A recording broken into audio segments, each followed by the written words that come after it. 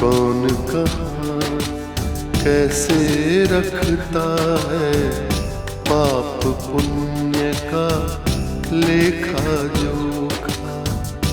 कौन कहाँ कैसे रखता है पाप पुण्य का लेखा जोखा।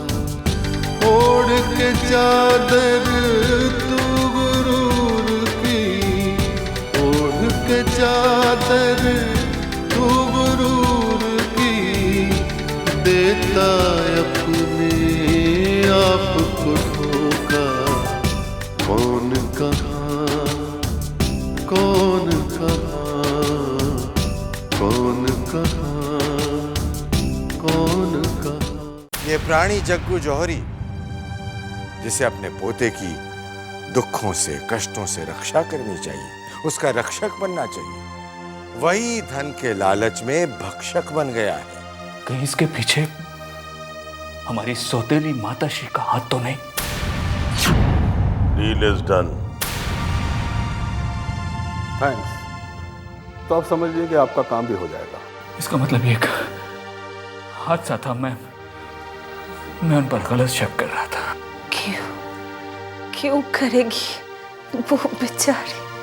जो कुछ भी भावना ने खोया है किसी भी औरत के लिए आसान नहीं है बेटा।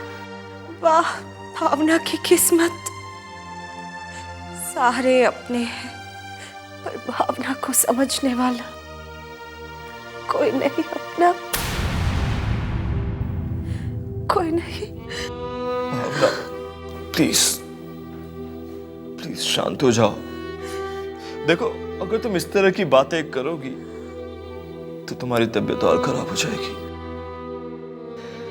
भावना मैं तुम्हें पहले भी समझा चुका हूं कि इन हालातों में टेंशन लेने से तबीयत और खराब हो जाएगी, और फिर आज समझा रहा हूं यहां पर सब तुम्हारे अपने हैं। मुझे तो ऐसा कोई नजर नहीं आता जो तुम्हारा बुरा सोचे।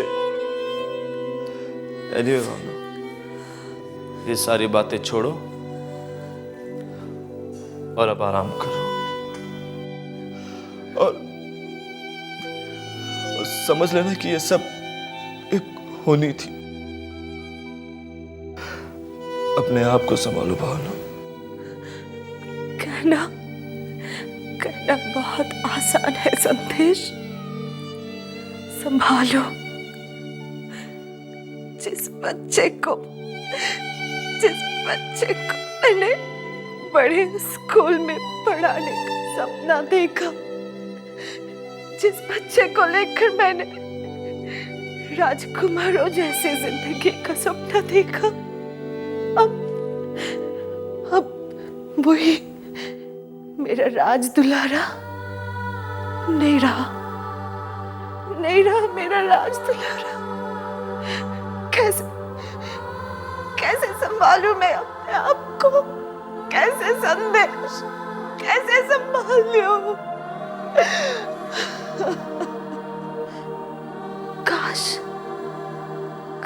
मैं भी उसके साथ चली जाती हूँ।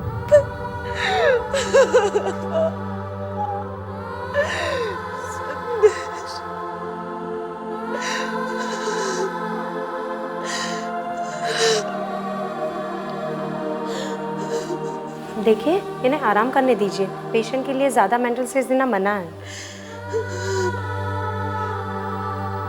भावना तुम अपना ख्याल रखो।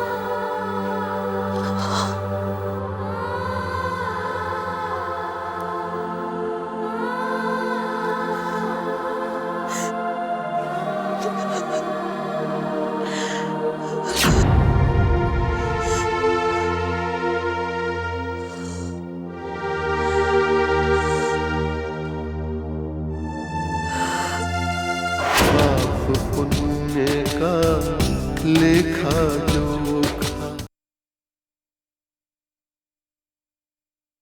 पाप पुण्य का लेखा जोखा। चित्रगुप्त, इन पति पत्नी का प्रेम न तो अमर प्रेम लगता है न साधारण प्रेम। ये कौन सा प्रेम कर रहे हैं चित्रगुप्त?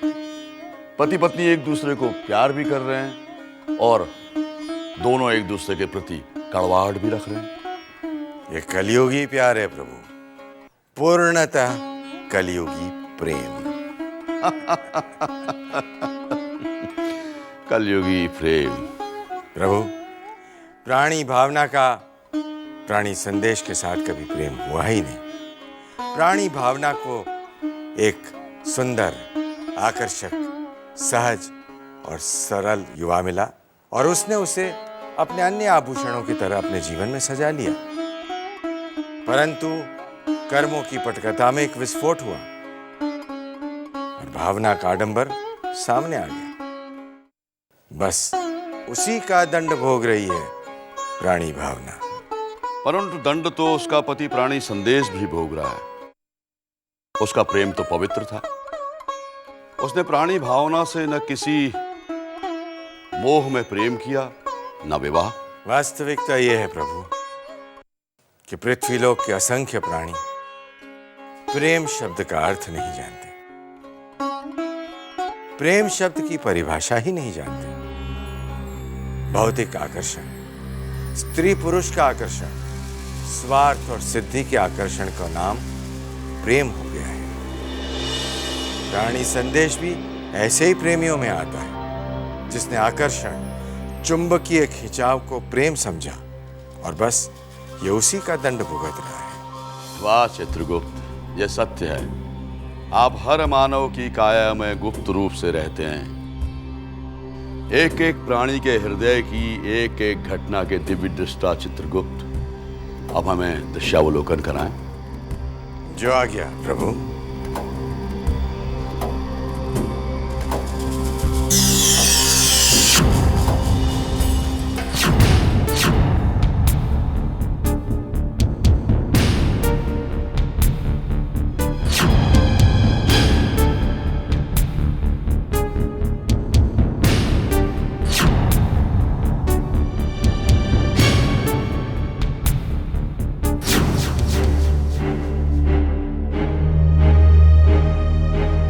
आरसी, डॉक्टर घोष यहाँ आए थे?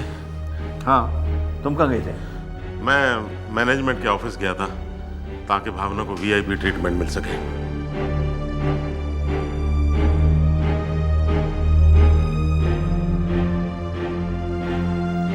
हाँ। पापा, बेटा मिला है भावना से, सब ठीक हो जाएगा।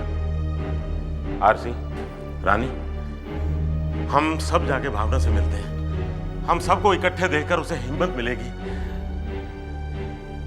बेचारी पर दुखों का पहाड़ टूट पड़ा है। आरसी, मुझे समझ में नहीं आता, ये ऊपर वाले का इंसाफ है क्या? यहां धन है, दौलत है, खाने पीने की कोई कमी नहीं है, वहां भगवान एक बच्चे को भी छीन लेता है। और इधर देखो, गरीबों के घर पे, झुग्गी झोपड़ियों में यहां खाने के लाले पड़े हैं, पहनने को कपड़े नहीं है, बिंदास 100-100 बच्चे जी रहे हैं। ये इंसाफ है ऊपर वाले का? जगू, भावना को मिलने चलते हैं। मेरा भी मन तड़प रहा है उससे मिलने के लिए। चलो ना। चलो। अभी पेशेंट से कोई नहीं मिल सकता, उन्हें नींद का इंजेक्शन दिया गया है। अभी आप लोग यहाँ से जा सकते हैं, कोई एक यहाँ रुक सकता है। और हाँ, जितना हो सके उतना पेशेंट को खुश रखने की कोशिश कीजिएगा। ओके, ठीक है आरसी, मैं यहाँ रुक जाता हूँ। मेरी यहाँ जान पहचान है, कुछ जरूरत पड़ी हो मैं हूं ना। नहीं अंकल, मैं यहाँ रुक जाता हूँ। आप सब लोग जाइए, मैं अपनी बहू के पास रुकूंगी, मैं उसकी देखभाल करूंगी। नहीं माँ, इस वक्त भावना का मूड बहुत उखड़ा हुआ है। वो इस हादसे में भी नफरतें, लड़ाई झगड़े तलाश रही है।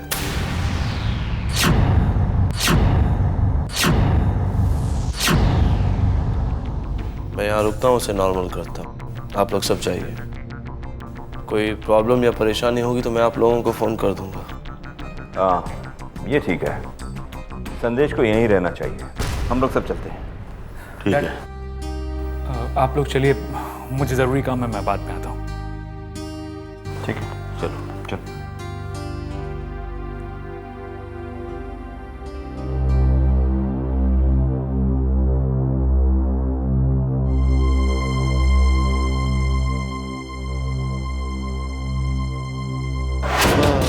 पुण्य का लेखा जोखा, पाप पुण्य का लेखा जोखा।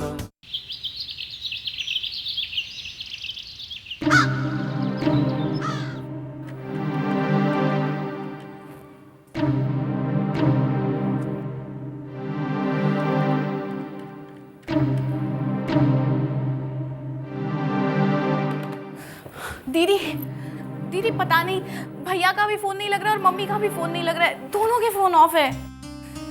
वो अगर इन लोगों का फोन नहीं लग रहा तो इन लोगों को फोन करके बताना तो चाहिए ना। पता नहीं कहाँ है सब लोग, क्या हुआ भावना का? दीदी एक काम करते हैं, हॉस्पिटल फोन लगाते हैं। आइए।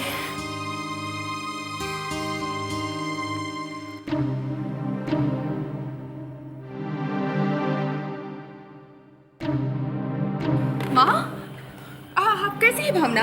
बेटा कैसी हो गई? मौत और जिंदगी से जूझ रही है वो। तुम सबने मिलकर लाड प्यार से पली हुई बहू को इतना सताया कि उसने घर छोड़ दिया।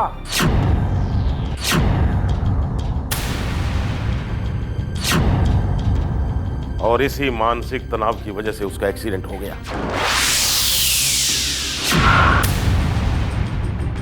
सीढ़ियों से गिर पड़ी। मेरे खानदान की निशानी दुनिया में आने से पहले ही दम तोड़ गई। सब कुछ लुट गया मेरी बहू का। और मेरा और मेरे बेटे का कुछ नहीं लुटा। कैसे घुट घुट कर जी रहा है मेरा संदेश, कभी देखा है आपने? अगर उसे हमारे घर में ही इतना टेंशन था तो मायके में जाकर इतने दिनों बाद उसे चक्कर क्यों आए?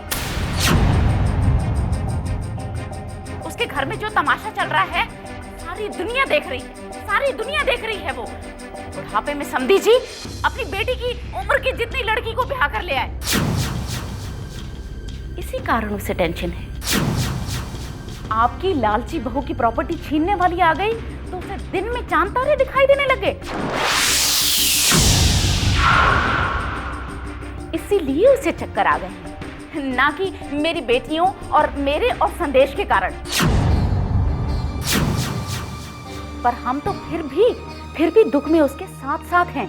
संदेश एक सेकंड के लिए भी नहीं हिला है अस्पताल से। ये है मेरे सिखाए हुए संस्कार, समझे आप? इस सब की जिम्मेदार तू है रानी जौहरी, सिर्फ तू।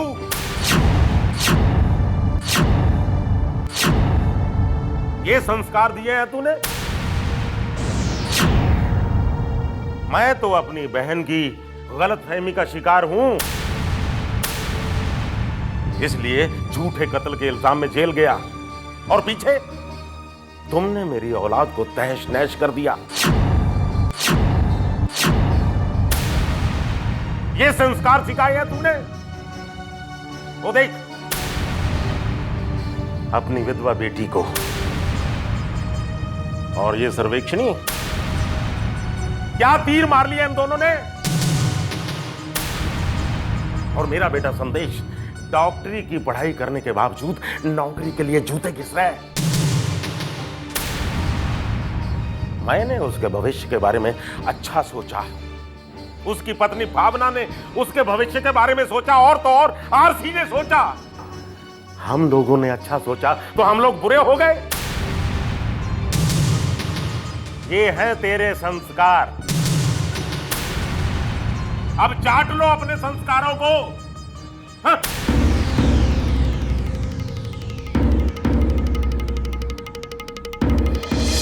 माँ चुप हो जाओ माँ, मत रो।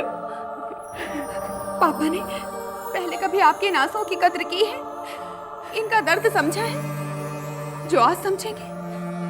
आप नहीं संस्कारों में बंद कर उन्हें घर से बाहर नहीं निकाला, तो फिर आज ये सब तो देखना ही था ना। आप चुप हो जाओ माँ, चुप हो जाओ। सच, जब तक पापा नहीं थे कितनी खुशियां थी हमारे इस घर में, लेकिन जब से पापा आए हैं, एक के बाद एक पहाड़ टूटे जा रहे हैं सब पर। कोई भी तो खुश नहीं इस घर में। हाँ बेटा, जिंदगी फिर से 15 साल पीछे लौट गई। फिर से वही रोना धोना, दिन रात की टेंशन, कले कलेश, परेशान हो गई। अरे ऐसे घर में ना तो उन्नति हो पाती है और ना ही सुख शांति रहती। मेरे सपने एक एक करके टूटते जा रहे हैं और मैं चुपचाप खड़ी बस तमाशा देख सकती हूँ और कुछ नहीं कर सकती।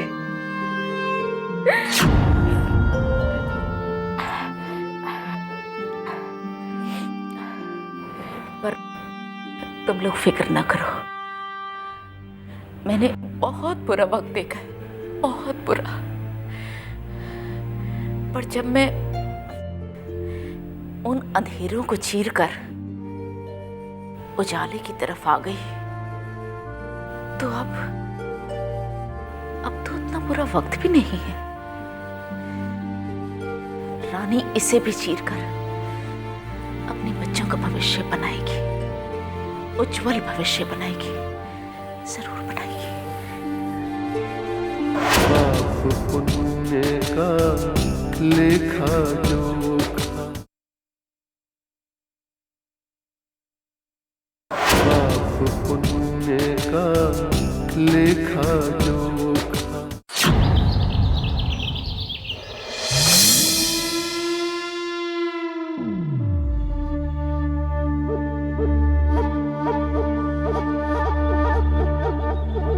तो भावना मेरे लिए खाना ला रही थी और उसका पैर फिसल गया और उसका बच्चा नहीं रहा।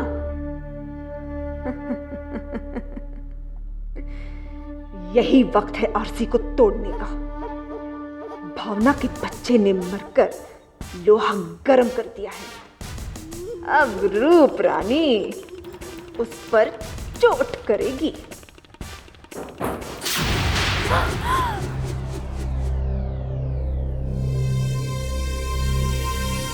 आइए आरसी साहब, आइए और अपने कंधे मजबूत कर लीजिए, क्योंकि अब लाशों का सिलसिला शुरू हो गया है।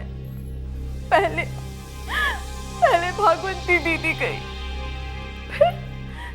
फिर भावना का बच्चा, और अब मेरी बारी है, मेरी। और मेरे साथ 2 लाशों का बोझ होगा, एक मेरा और दूसरा मेरे बच्चे का। चुप करो रूपरानी, कैसी मनोज बातें कर रही तुम? ऐसे वक्त में तुम्हें मेरा साथ देना चाहिए और तुम मुझे ही तोड़ रही हो। तोड़ नहीं रही हूं मैं, आपको आगाह कर रही हूं मैं, क्योंकि मेरी बेटी भावना एक जिंदा लाश बनकर रह गई है आरसी साहब। उसका पहला अरमानों का ख्वाब टूट गया और पता नहीं मैं भी कब तक भूखी प्यासी रहकर उसके लिए लड़ सकूंगी। पता नहीं कब आरसी साहब, कब रूप रानी को ऊपर से बुलावा आ जाए, कब। मत करो ऐसी बातें, प्लीज मत करो। देखो ऐसी बातें सुन के मैं घबरा जाता हूँ। मत करो ऐसी बातें, मुझ पर रहम करो प्लीज। आपके पास करोड़ों रुपए हैं आरसी साहब, और आप रहम की बातें कर रहे हैं। मुझे एक बात बताइए आरसी साहब, क्या आपके ये करोड़ों रुपए लौटा पाएगी भावना के बच्चे को? नहीं आरसी साहब, तो फिर क्यों पैसों का लालच करना? इंसान से बढ़कर नहीं होता है पैसा। मैं ये जानता हूँ रूपरानी, मैं समझता हूँ, लेकिन इसमें मेरा क्या दोष है? दोष आप ही का है आरसी साहब, दोष आप ही का है।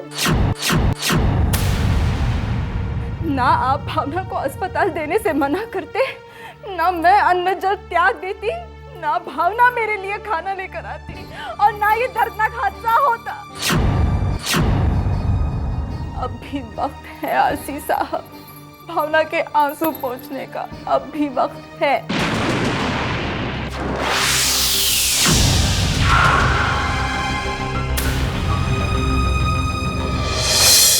हर इंसान का अक्स वहाँ पर, हर इंसान का कच्चा चिट्ठा, हर इंसान का कच्चा चिट्ठा। हाज़िरी सबकी लगती एक दिन, एक पल में ही फैसला होता।